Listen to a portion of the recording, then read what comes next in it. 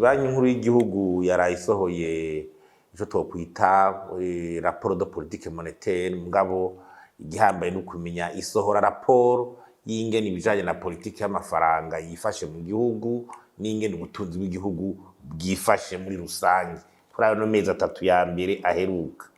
Ico cegaro twarakibonye, mugabo n'ubundi ukiravye ukaraba naho igihugu kigeze ugumona yuko zangorane nyamukuru zibiri ari riduga ry'ibiciro n'amafaranga y'agaciro aguma yabaye ndase daraza nkenerwa bibura nk'ibitoro n'umurindi wo guhagarara nturashobora kuboneka. Ico ni ikibazo gihambaye kuko iriduza ry'ibiciro ririko riragira ku rugero rudasanzwe mu biribwa, amavuta, ivyo bitunguru, gene no mu bindi, imiti, ukagenda ukaraba no mu bikoreshwa harimo kubaka imbaho usanga ico caraduze na kabiri. Ibiko biratuma rero na bimwe bitambiro n'amadezafere mu gihugu abantu bariko barakora ubudandaji ariko bakora imimina iriya ubona yuko ari ikibazo cyo kugira bashobore kunguka uravye n'amakori ingene yifashe muri iki gihe. Ivyo rero birashaka kugwana bigwiza agashomeri mu gihugu, ubuzima bukamera nabi cane. Twibaza rero yuko uravye ayo mafaranga y'agaciro aguma abura, uravye igiciro ku isoko yo muri leta ukaraba ku isoko ibita ngo yo ku ruhande bisigaye ari rimwe ari incuro zibiri, ni ikibazo gikomeye cane. Ugatusanga rero n'ivyo bidarazo vyankenerwa ibitoro abantu bagumya gutonda bakarindira umwanya ukaba munini, abadugu ugasanga ibiciro biguma bigenda, amategeko ugasanga ariko aterasubira inyuma, ugasanga abantu bariko barapakirwa nabi rimwe nk'indagara nk'iki kubera ivyo bibazo. Twibaza yuko ubiravye aho bigeze harakwiye gufata ingingo zikomeye, ntitugume umengo ni ibintu bisanzwe kuko womengo dushaka kumenyera ko ibintu bisanzwe. Iki gihe turimo n'ukuri ni ibintu biri kuberananiza abantu.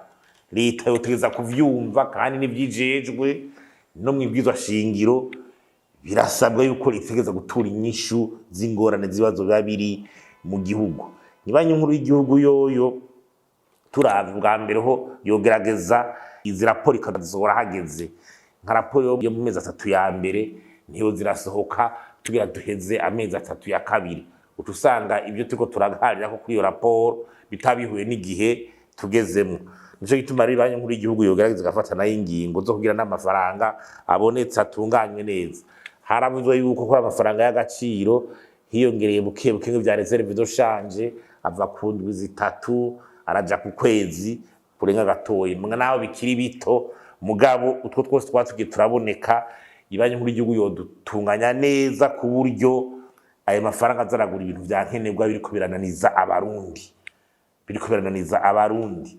Nukuri Ibanki y'igihugu irakwiye gusohora ico bita reglementation, nukuvuga amafaranga atangwa gute, nibihe vyangombwa bije imbere.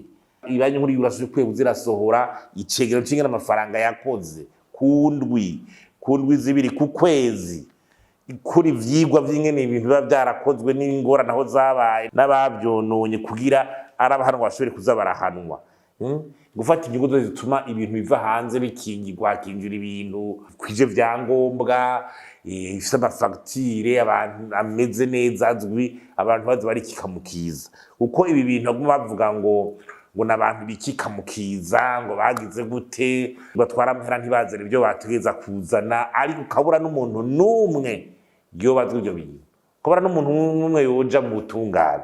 None inzego za leta zagiye, izo nzego zitorwa n'abarundi, izo nzego zihari kugira zikingira ubutunzi bw'igihugu bikazinanira, ugasanga ntibashobora gufata ingingo ngo bahane n'ababikoze, kiba kiho kiraba ikibazo.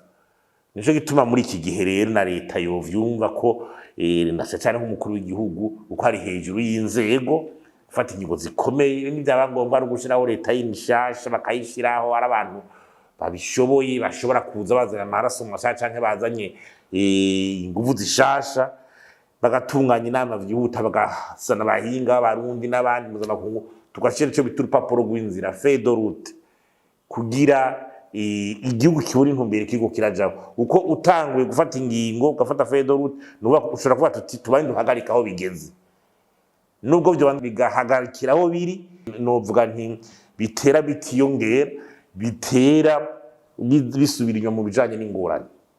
Hamwe tuvuga tuti ifaranga ndagaciro ntiribanaje ribura, ahubwo uko iminsi ihera tanga kuza biratera bimera neza.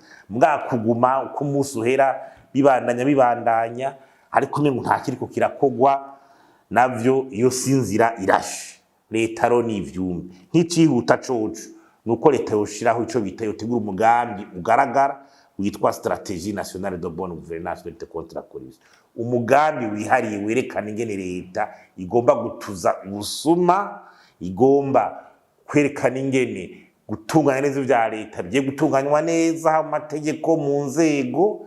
Hanyuma umugambi ugiye kuja mu ngiro bagende baragusuzuma, n'abagiye bafashe ubuntu canke n'abandi baravuga bati rero ubu leta yafashe ingamba irikira igomba guhindura ibintu, n'aboza gufasha bafatira kuri ivyo bati ingamba ziriko zirafatwa. Nayo gushika uno musi nta mugambi uhari, nta kigo kirakorwa ku musi, umengo turi muri vya bindi, umengo nitwo turabona iyo tuje. N'urya mugambi wa vision, urya mugambi w'imbono udashigikiwe n'uwo mugambi w'ingene intwari ibereye mu Burundi kwiye gutsimbatara bagatuza ubusuma n'iki, naho tuzoshika.